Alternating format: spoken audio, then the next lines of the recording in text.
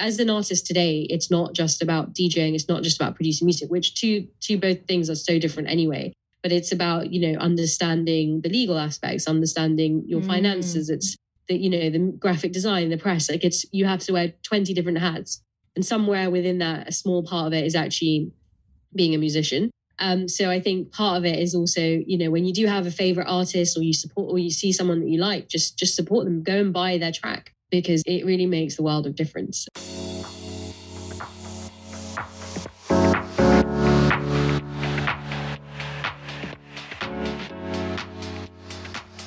Hi, and welcome back to the Kelly Lumber Podcast. I'm your host, business mentor, personal brand and style expert, on a personal mission to inspire a minimum of 5 people a day to take action, just to do something different and show up as the best person that they aspire to be. Keep all your messages coming on Instagram. That's where I have the immediate response and I'm able to communicate with everyone that messages and said, I love this episode, or I did this today because I heard one of your guests said that. So keep in touch, keep them coming, and thank you for being one of my 5 a day. So who are we speaking to today? Well, today is Farah Nanji. Now, she's the founder of Regents Racing, which is all about a business exploring leadership lessons from Formula One. Now, her goal is to elevate, inspire, and empower human mindsets through her experiences of being a journalist, an entrepreneur, a DJ, and a TEDx speaker. And it's really interesting because she was diagnosed with dyspraxia, which I hadn't heard of. So we learn a little bit about that in this episode. And this happened during her teenage years. And it's a developmental coordination disorder that affects around 5% of the world's population. Now, what Farah's done is turn her perceived weaknesses into sort of innovation and entrepreneurialism, and created her own unique processes that she relies heavily, interestingly, on for music and motorsport, that sort of motor coordination. So she talks about that in detail in her TEDx talk and today on the Kelly Lumber podcast. So lots of lessons to be learned in this episode. Enjoy. Welcome to the show, Farah. It's great to have you. Looking forward to hearing more about your aspects in business, podcasting. We have motorsports and we have music. Quite a vast difference. Do you want to introduce yourself to our listeners and give us a little bit of a backstory? Yeah, absolutely. Thank you so much, Kelly, for having me today. It's a pleasure to join you as well. I'm sort of in 3 industries, as you mentioned there: music, motorsport, and actually podcasting as well. And they all sound extremely different, and they are very different. But primarily music and motorsport stemmed from childhood, and really discovering what gave me, I guess, healing from, tough environments growing up in London. I went to a school that was extremely pressurized. I was at the top 10 in the country at the time. And I was kind of bullied there. I was, a tomboy. It was an all-girls school. So, playing football, going karting, these weren't the sort of typical things that, my peers like to do. And I remember, when I was really young and I sat in a go-kart for the first time. And for anyone who's ever been in a go-kart, it's quite an unforgettable experience. It's a sort of out of mind body type of, experience. And for me, you put your helmet on and nobody really knows who you are. It's really about you and the track and the rhythm that you develop,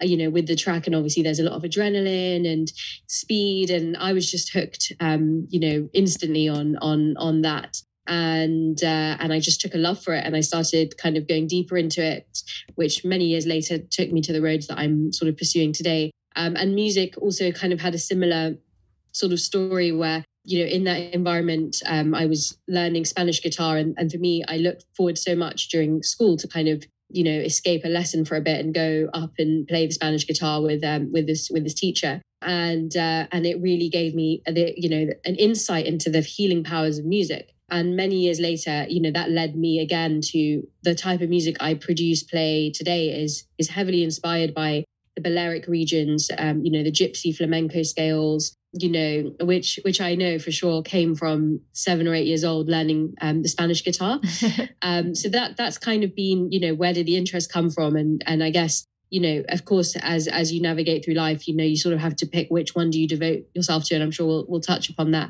But I'm equally passionate about both. And podcasting sort of came about as an interesting way to kind of talk about these industries, which are so unique in themselves, that have, almost a similar mindset to succeed, towards being driven to perfection, industries being quite difficult to navigate. And I thought it'd be, really interesting to sort of start a show around interviewing people about sort of in those paths. Was motorsports the first interest that you took really seriously? Was it music? Or, did you take the motorsports into professional, or how did that happen? Sure. I'd say music came first in terms of like actually learning the instruments. Yeah. Because I was like literally 7 or 8. Although you do, people who've made it into Formula One, they've started karting at like 5. But I discovered karting around 12. The thing about motorsports is that to make it as your career as a driver, it is, there are only 22 F1 drivers in the world, 20 or 22.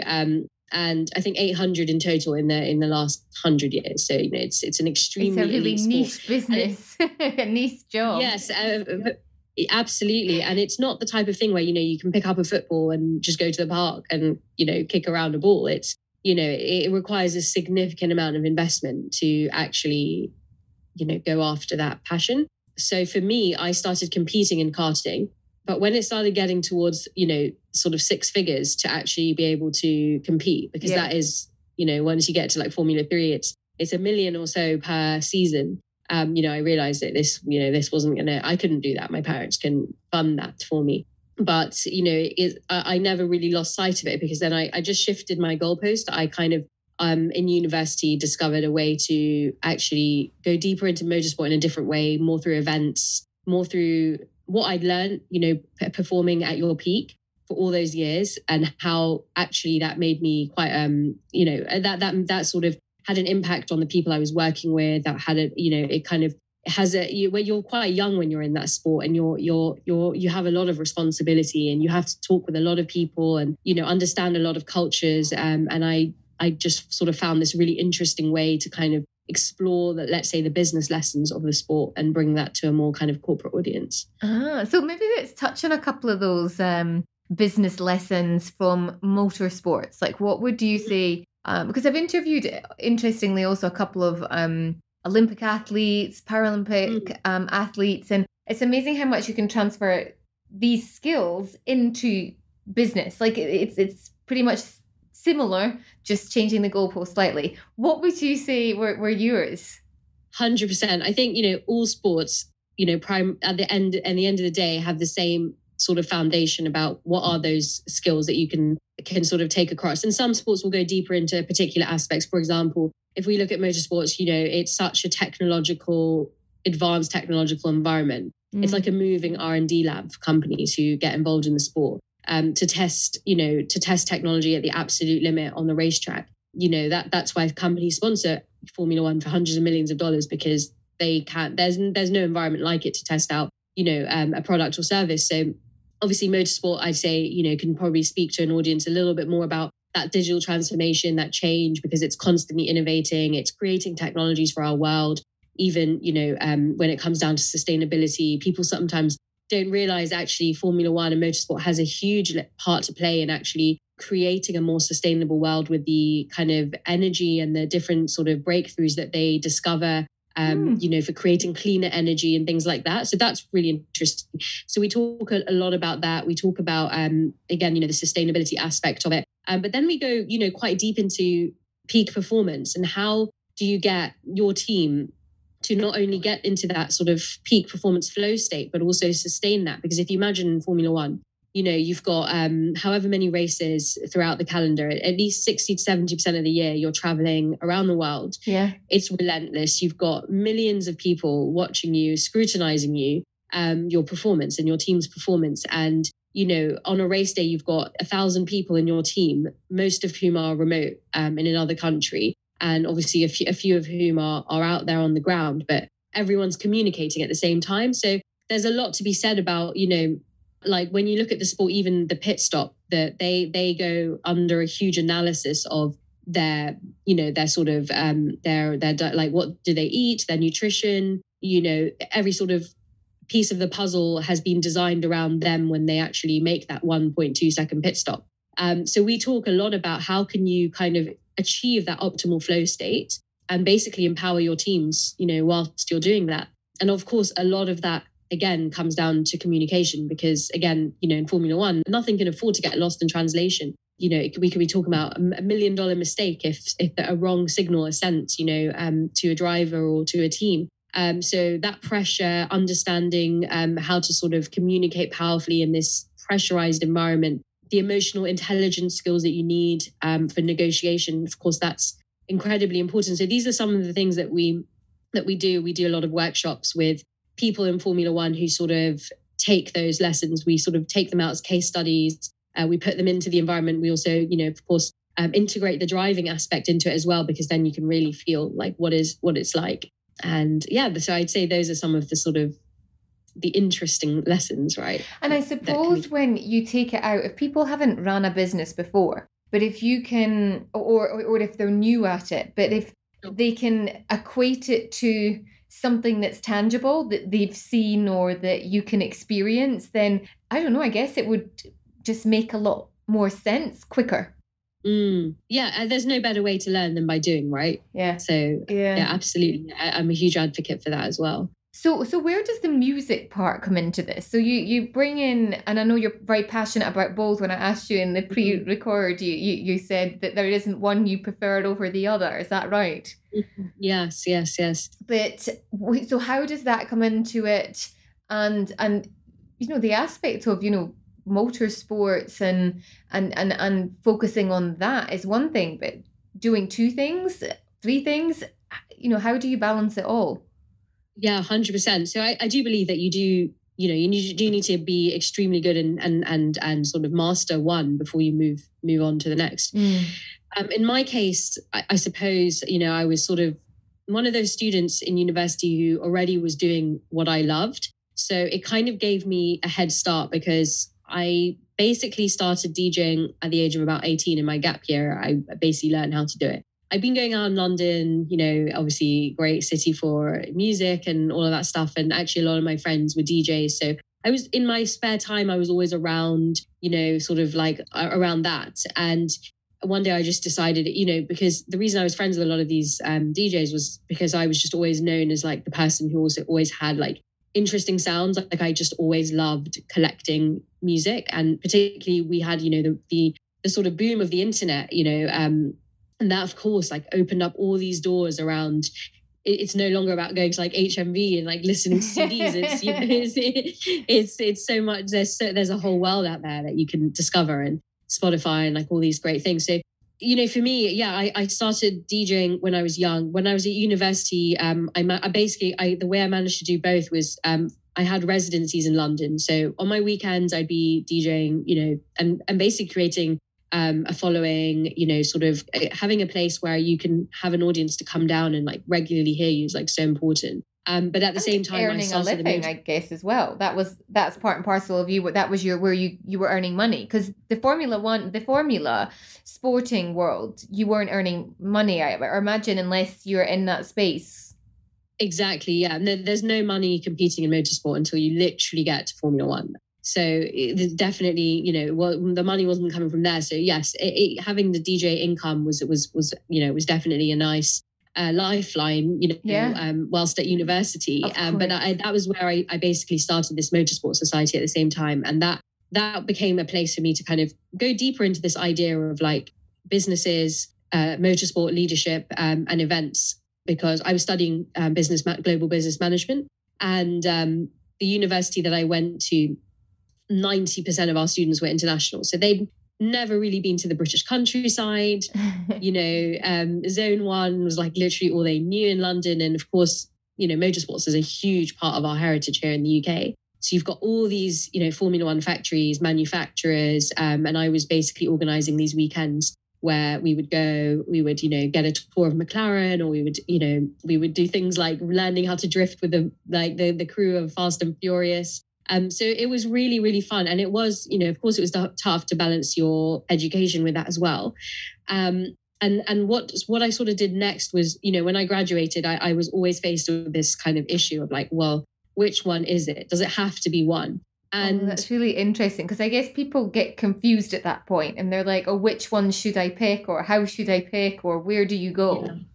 Yeah, absolutely. And because I knew what I started at university, I had a very long-term vision with it. And I knew that I wanted to make it into a business. However, I didn't feel at the age of like 22, 23, it was the right time for me to start a business. Because I think, that age, I think, you do need to learn from other people. You need to learn from other companies. So I kind of like, I put that, on pause for a bit. And the way, I guess I kind of also went where the wind was taking me. And where the wind was taking me at that time when I graduated, I had the opportunity to do an internship as a music journalist in Ibiza for 4 months straight after graduating, like May, 2 days after I finished my exams. I was like on a plane for 4 months. And, to learn the music industry as a journalist over there is like the absolute deep end, because the island doesn't stop. It's just constantly going. And people are, out there, they're extremely happy. Like it was really interesting. My first interview was with Pete Tong, I mean, I was really in the deep end, but I also thrive under the deep end. So yeah. And I suppose for 5 years after that moment, my music career took off.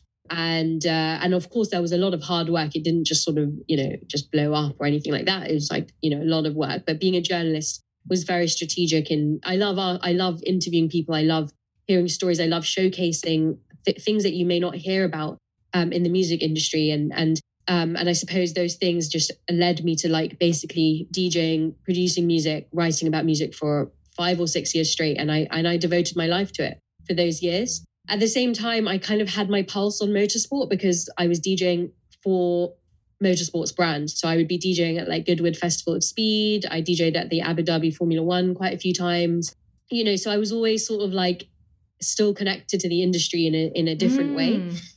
And that was kind of, I guess, how it happened. And then I sort of reached almost my 30s. And I knew that at that point I'd learned so much through those 5-6 years that I knew it was then the right time to sort of, put a pause, like not put a pause, but just wind down a little bit the DJing. Because also that lifestyle is extremely grueling. I mean, I was on the road every 2 weeks, for 5 or 6 years straight. It was absolutely crazy. And having this time with COVID, is put a pause on that life. And it makes you reevaluate, how much do you want to be traveling all the time, right? And so it kind of came about at the right time where I then, picked up what I'd started with motorsport and made it into a business. And kind of come back that way. I'm interested to touch on that aspect. There was a few things about the music. I remember going to HMV to buy my first ever CD. It's like when you mentioned that, I was like, it brought back so many memories. But the whole DJing aspect, I mean, your days are your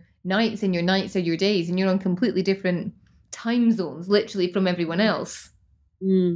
It's tough going. I'm really interested to know then how you've taken the steps to make your interests and your passions into a business now. So you touched earlier on sort of doing workshops and with corporate organizations. Maybe talk to me through a little bit about the business model that you have now. Yeah, sure. I think, for me, I know that 100% the first biggest step I took was doing this in university, because that pressure point is sort of taken away where when you decide to do this full time, obviously, then you really have to figure it out. You can't afford to make any mistakes in that sense. I mean, you'll make mistakes, but it's just when you're doing it in university, there's just less of a pressure. And so for me, that those 2-3 years, they provided an enormous training ground. That was where I picked up the skills of Photoshop. I went and learned how to design websites. I just started training myself in because the society grew organically. At first, it was never meant to be this huge thing, but it became this huge thing. So then I was like, well, it has to be serious. It has to have a logo. It has to have a website. It has to have all the things that, a business obviously does. And because I was studying business at the same time, then I was writing my coursework about the businesses I was then running. So it allowed me to go deeper into certain aspects of running businesses. So obviously that was really important. But then I guess, with business, of course, you have to sort of play around and figure out what is the business model. What is it that people are willing to pay a premium for, or whatever your price point is. And what is the buy-in, and how do you translate that message, to people? And I think in the beginning, I didn't want to take investment because I wanted to build out a proof of concept and really get that going. And I think for me, there's pros and cons to that, because the pro was I was the one who learned about so many different aspects. So when people come to work for you in a particular field, you like, if you're, because I've designed a website, I now know that if I'm going to work with a web designer, I hopefully I'll make their life easier. But I'll also know when someone's sort of, taking the mickey a little bit. There's always, there's always cowboys out there, right? And they'll always try and charge you 20 times more if they know that you don't know what you're talking about. So I do think that that's really important. And the tools are out there, even Photoshop, like now Canva, Wix, all of these tools are really easy to use. And I think for me now, after that, was sort of just thinking a lot of market research, a lot of like talking to my target audience, like what would be the things what are the struggles that their organization is facing? How could we help them solve that problem? At the end of the day, a business has to help you solve a problem and meet a need. And that's kind of, what we did. And I was lucky enough to have at least a year or so where I was really allowed to just spend that in research mode and not just jump straight into it and really, fine tune what the offering is and also find the right people that could represent this business in terms of the facilitators and getting them to sort of design the ideas with me. And that's kind of how it's really manifested itself, I'd say. So what are your core offerings that you would actually offer a business? Is it consultancy? Is it coaching? Is it workshops? Is it all of the above? It's really, it's essentially an executive retreat, and it's like a pop-up retreat. Yeah. That, a company will say, look, we'll give them a, menu of sort of our workshops. There's about 8 of them. And then they sort of, range from managing the peak performance or sustaining that peak performance, how to manage risk, digital transformation, communication, all those different topics. They pick, the ones that speak to them. And then from there, they decide, do we want 1 day? Do we want 3 days? Do we want 5 days? 5 days is really the maximum. But of course, if they wanted like all 8, of course, that can't happen in 5 days. So they would then be spread throughout the year at various different weekend points. And then they also choose, with that workshop, is there a sort of driving or sort of experience that they want with it? Yeah. And then that, of course, adds on, extra time. But yeah, there's quite a lot of interesting driving that we do. Like there's one that we do that always gets the let's say the interest. But it's basically blind driving with Land Rover. And that is really great for our communications workshop because when you take away sight, it literally is all about your communication. And you're sitting with your co-pilot who can see, your co-pilot can see, but you have a blindfold on and your co-pilot has to say like, turn the wheel 20 degrees or 10 o'clock or something. And it's quite exciting. And you'll go in deep waters, because of course off-roading is all about that, sort of going up steep ascents, deep waters and obstacles. It's all done extremely safely in a military controlled site with Land Rover. So it's purpose built, for all that stuff. So it's not like you can go off-roading and get lost or crash into someone else and cause a hazard. Like it's totally controlled in that sense. It's totally controlled and you're not really going more than like 20, 30 miles an hour. So it's not like, you're not going crazy fast. Oh, it sounds amazing. I'd love to try something like that. Yeah. So you can imagine, especially people who, not all people in the corporate team are going to be people who like driving. So for some people, it really is an absolute out of their comfort zone. And I think life is about that. It's about testing your comfort zone. That is the essence of our company, is about, taking some of these principles of going out of your comfort zone, because at the end of the day, great things never came from a comfort zone. So when you put yourself in that extreme environment, imagine, what it can sort of do for your team and how exciting it can be, and also foster this sort of team spirit. And particularly now when, we're heading to a world which is remote working. And, in some ways, this is such a great way to like learn who's on your team, know them in a deeper way, which you may not always get the chance now. You may not always be in the office with them as well. So those are kind of some of the things that we do. So interesting. And I love this concept, pop-up retreat. I haven't heard that before. So is that I'm familiar with pop-up shops and I get all that from the fashion world. So pop-up retreat being something that would happen within their business, or it's not at a spa type thing? Is that, how would you determine pop-up retreat? Yeah, sure. So it's called a pop-up retreat because it can take place in a few different locations. So primarily, the home of Formula One and all that is Silverstone. So it's a pop-up because we basically create this environment in a beautiful countryside hotel for a few days. And then they also get to go to like the Red Bull F1 factory and like a few other places. Okay. But then also if they wanted to go, for example, to another part of, let's say Goodwood, which is the other side, the other part of the UK, it's nowhere near Silverstone, then it sort of pops up there. There's a hotel experience and there's an aerobatic flying school there. So if that was the experience that they wanted to do, then that would be essentially where they would do it. But everything's just sort of, created for that one experience in that one weekend. And then it disappears after that. How interesting. I really love that concept. Just on a side note, favorite Formula One track? Favorite Formula One track? Oh, that's a great question. I would say Monza, and it's actually, this interview will probably be out after it, but it's the Monza F1 coming up soon. It's such a beautiful track and steeped in Italian history. and who's on par to win this year? Who do you think is going to win the title? Because it's pretty close, am I not right? It's quite close. It is extremely close, and I am a ultimate Lewis fan, but I do have a feeling that Max is going to get his first world championship this year. His performance has been phenomenal, and I don't know if you know this, but Lewis got COVID last year, and just before the summer break, he was sort of, you could see that he has long COVID basically. So I feel like he is being affected, his performance on track as well. No, I mean, I haven't seen any recently, and it's been a few years since I've watched it, but now and again my ears sort of prick up when I hear, I think there was it last weekend? Oh no, just Sunday, they are gone. I think they were talking about, it was quite close because had someone knocked someone off a track or something at the weekend? Had there not been a crash or in the training or not training, what is it you call it when they do it beforehand? Oh yeah, the qualifying and practice. Yes, that. Yeah, it's been... Well, it's been a funny one the last 2 weeks because it was summer break, and then the first one that came back, it was at Spa in Belgium in August, and middle of August, you're expecting sunshine, and it was torrential rain. So it was just it was an absolute circus of a performance. They did 2 laps before they called it the end of the race. Oh wow.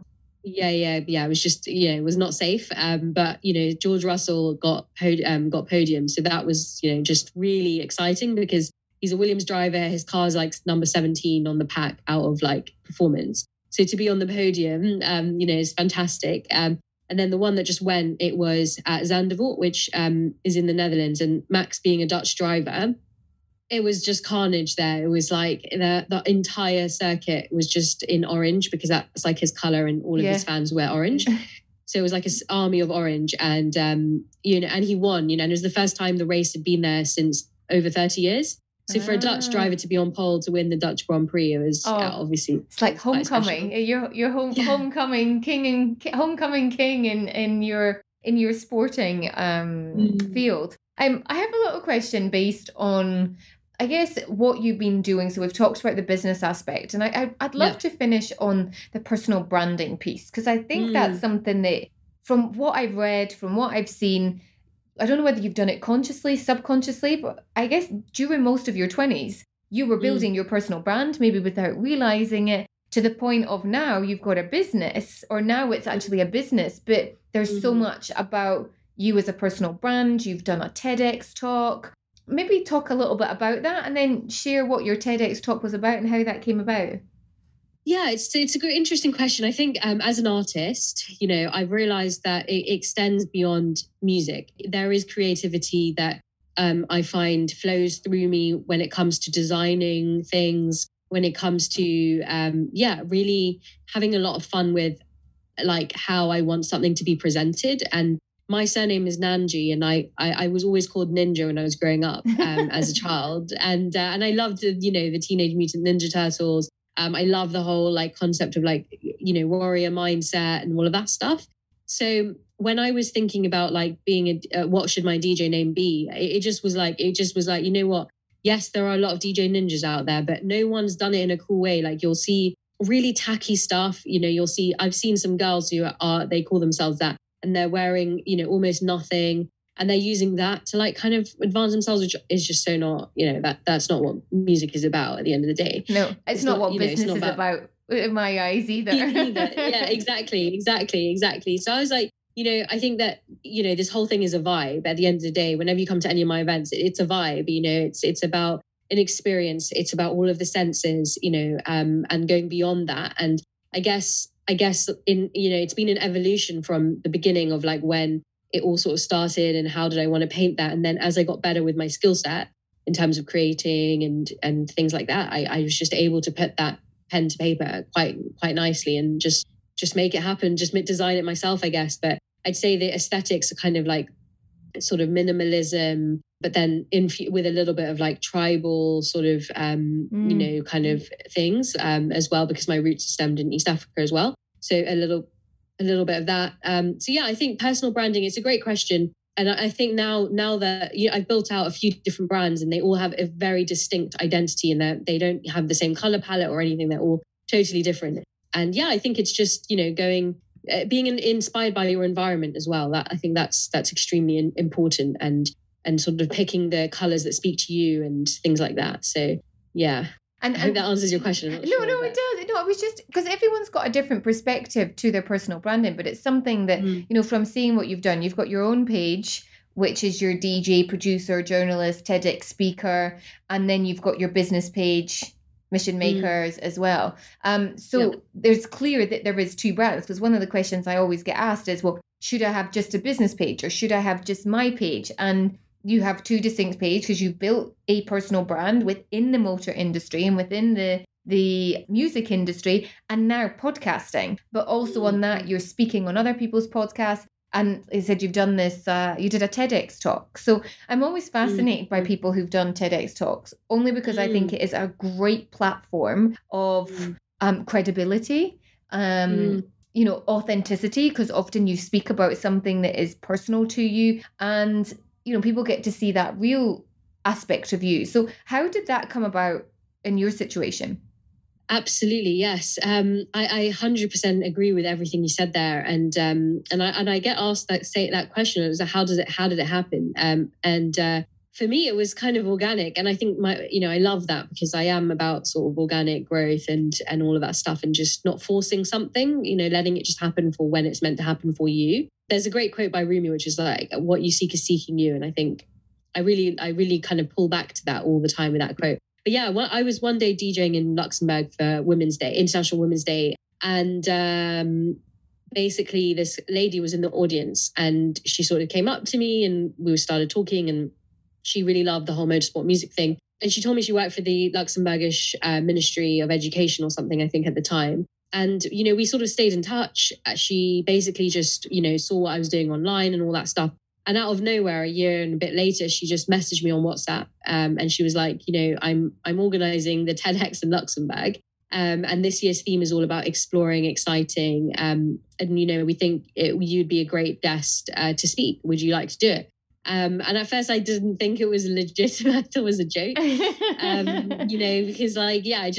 it was so casual the way it happened. But then of course all the team got involved and, all the proper invites came. But the caveat to that was that there was only 6 weeks to go before the talk. Oh, that's not long. Because having prepared for my own TEDx talk, I had about 4 months and wow.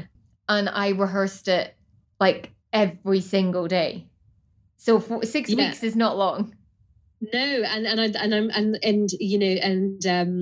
love to hear how your experience was. But for me, it was absolutely, it was the most pressurized thing I think I'd ever been through, because basically with my lifestyle and what I was doing, those 6 weeks happened to be the beginning of summer, like basically May, just before May. And so essentially I had all of these gigs. Every single week I was in a different country. I was in 6 different countries in those 6 weeks, between Africa, America, Ibiza. Like it was just absolutely nuts. So on the one hand, you can't stop your life and be like, I've got this talk now, and let me just clear the calendar and just focus on this as much thing. As you'd like to do that. Yeah.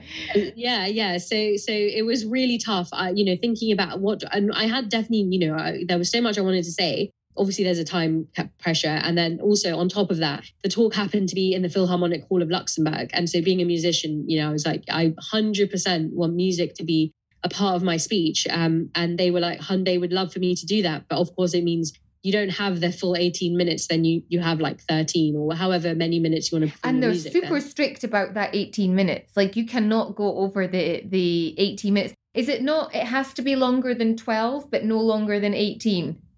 something exactly like that.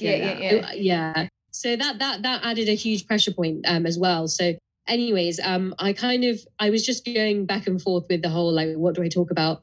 How do I link music and motorsport? What are the sort of, the driving factors? And actually, I was in Dubai at one point during all of this. Yeah, and I was out there and I was doing a Formula 3 event, and I was on the plane, and at this point there was maybe not more than 3 to 2 weeks left to go. And I was on the plane and I was like, oh my God, I just don't have it. I don't know what it is, the talk. And I was looking back at these pictures, and there was this picture I could see that I'd taken, someone had taken. And so I'm sitting in this F3 car, and there's this, and I've got my helmet on, so you can't obviously tell what that person looks like or anything. And behind me, there's this an advert, and you've probably seen this advert before. It says "Don't crack under pressure" by Tag Heuer. And I don't know what it was, but suddenly I had like a brainwave moment, and I realized that basically I had this like learning difficulty called dyspraxia, which is a motor coordination delay. And I suppose up until that moment with the TED Talk, I'd never really gone into in depth how had that affected me. Because suddenly all of these years my diagnosis happened when I was 15. After that was my GCSEs, my A-levels. After that was uni. And after that, it was like this crazy DJ experience. And my life just passed by. And I when I had got my diagnosis, it was never like, this is what it is and here's help. It was like, this is what it is. You get some extra time in exams, and that's basically it. So I just sort of had to navigate that for myself, and being in two very motor coordinated industries. And so then I realized this is what the talk was going to be about, because the psychologist at the time had told me to keep up with the educational system that I was in. I basically found ways to rewire my brain to understand and to stay like with the system and not to get chucked out of school because I didn't understand certain things. So that was where the light bulb moment hit me. I was like, okay, how did I do that? And this could make a really interesting talk. And it was all then about going deeper into the principles of motorsport and the principles of music and going out of your comfort zone. And really that was the talk. And then I really wrote the whole thing, and I had 1 week, less than that, to memorize it, and also fine tune the musical performance as well. So it was, and I didn't sleep. I don't know about you, but I couldn't sleep the night before my performance. It was just so nerve-wracking. I was so nervous. And I remember actually we did a run through, because you go up and you've got the red dot. So I think it was the day before or on the day or whatever, we had to go and do a run through, and I did the run through perfectly. And I've looked back at the video of when I've done the actual one, and the first 15 seconds, like I am shaking in my monologues. Like I remember my heart was like I'm pointing now for those that can't see, but I'm pointing in my neck. It was here. And then after maybe a minute or so, I got into my groove and I remembered it and it came more naturally, and then I was in it. But that first minute was, no, I don't want to repeat that again. But all of that it was one of the main reasons that I'd said I would do it, because it was going to get me out my comfort zone. And for years, I was very note driven. So whenever I did a workshop or a presentation or a keynote, I would always have notes, and I would always have it word for word. And I'd get so annoyed at myself when maybe I'd miss a word out. I'd be like, that wasn't as good. But that really taught me, because you have no notes, 18 minutes. It got me out of my comfort zone to go, hey, you don't need notes. And now I don't use notes at all. Very rarely. Like I'll maybe have a note card with a couple of points. So it was a great learning experience. And where was the tour? It was actually in Dubai. So it was TedX Jess. It was one of the schools. And I'd known the teacher at the school for maybe, I don't know, 15 years, maybe 13 years. And she knew I was in business, and I think had always sort of followed me. And I remember her being around in my very early days in business, and, telling her all my dreams and hopes, which none of them I had, I'd accomplished. It was so early on. And 13 years later, she's like, I'm putting together a TEDx talk. I'd love for you to be part of it. The topic was time. And she said, we'd love for you to talk about time and dresses and fashion and how it's changed throughout the decades. And I was like, I don't really want to talk about that. And that didn't get my groove going, because that wasn't personal. It wasn't a story that there was a lesson in it. That was more just like doing a bit of research. And I had just read a book called Life in Half a Second. by Matthew, can't remember. I'm going to put it in the notes actually for anyone who wants to read it. Brilliant book. And it was all based on the concept of time. And because I'd read that book, I had done something in my life that had changed, and I talked about that experience. So I loved it. Wow, that sounds great. I definitely need to go and watch that. We'll exchange TEDx talk links as we kind of wrap up there. Is there anything that, maybe you'd like to share, or and a question I ask quite a lot in the podcast is there a myth you'd like to debunk in your industry? Is there anything that anyone that maybe the DJ or the motorsports or even business or podcasting or? Yeah, I think probably more so DJing. I think, people do have a lot of misconceptions of what that's all like, and it's it is a crazy life, but I think for me, being a sports person, it puts into perspective how much you need your health and your body to work for you when you're performing at the limit.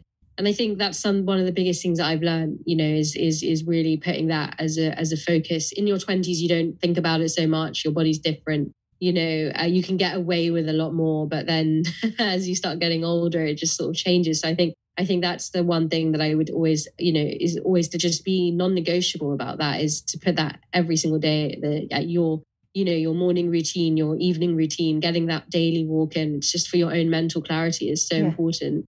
And also then supporting local artists is also, I would always say that, but it's so important, especially when someone's going out there and creating their own, like as an artist today, it's not just about DJing, it's not just about producing music, which both things are so different anyway, but it's about, understanding the legal aspects, understanding your finances. It's the graphic design, the press, you have to wear 20 different hats.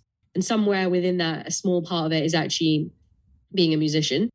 So I think part of it is also, when you do have a favorite artist or you support, or you see someone that you like, just support them, go and buy their track, because it really makes the world of difference. And that I think it would be the message I'd love to share. Thank you so much. So where can we, first of all, listen to your tracks? Are you on Spotify, or is it SoundCloud, or is it both? Yes. I'm on SoundCloud at the moment. So it's soundcloud.com/DJ-ninja. And you can hear all my stuff there. I will be releasing some music soon, and that will be on Spotify, but it won't be till next year. So at SoundCloud till then. Perfect. And where can people find out about you, your business, the pop-up retreats, and just learn a little bit more and watch your TEDx talk? So where is all that housed? Sure. So the TEDx is just type YouTube, TED, Farah and Angie. I'm sure it will come up. Or it's the actual title of the talk was Rewiring Your Brain Through Music and Motorsport. So that's or Rewiring Dyspraxia Through the Brain, through music and motorsport. So that's the title. In terms of the motorsport stuff. So you can kind of check that out at regents-racing.com. That's where some of that sits. The stuff I mentioned about the corporate retreats, we've had to put a little pause on it because of COVID, just because of the landscape of everything. But that's under a different brand called the Formula Mind, which is currently sort of going to be launched hopefully next year when it's safer to meet, because as you can imagine, these are not retreats you want to be doing on Zoom. Yeah, you miss half the fun. I love the sound of the Land Rover driving, that concept of actually really relying on clear instructions. I think it would just be awesome. It's great, yeah. And just to turn that around as well, they also change some of the suspension. So once you've done it once, the next time you do it, when you turn right, it actually turns left. So it really plays a trick on your brain, which is actually hilarious to see people doing it. But so that's really where it is. Podcast is at Mission Makers on Apple, Spotify, all of the usual platforms. And that's my digital awesome. Well, thank you so much for taking the time. Sharing some really valuable tips, and I just love learning people's stories and what they've learned and how we can kind of adopt that into our daily moments of improving ourselves to be a better version. So thank you so much, Farah. Really appreciate your time. Absolutely. No, thanks a lot for having me on the show, Kelly, and it was a lot of fun. Really enjoyed our chat. Thank you. Bye.